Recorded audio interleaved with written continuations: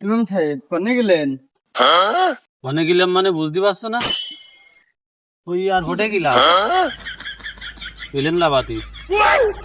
কেন তুই কি করতে আইছিস সেই কথা কর। না মানে ওই যে আপনি জঙ্গলের ভিতরে বেরোচ্ছেন তো তাই জিজ্ঞেস করলাম।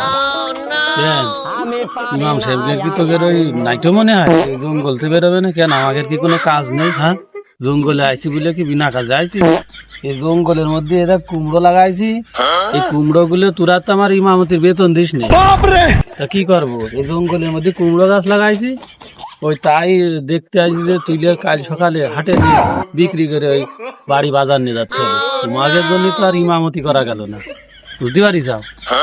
আল্লাহ ইমাম সাহেব তবা তবা তবা, আপনি কুমড়ো লাগাইছেন তো আমি বুঝতে পারিনি। না মানে কয়ে ফেলাইছি, আমার ভুল হয়ে গেছে, আমার ক্ষমা করে দাও। হ্যাঁ, না আমার ভুল হয়েছে, তোমরা তো আগের থেকে কিছু জানবা না। দাদা ইমাম সাহেবের পারে তোমাকে শুধু সন্দেহ, এই সন্দেহজনই তো এখন ইমাম সাহেবরা ইমামতি ফেরে দেয়। সব গেল ছিলে হইলো সব।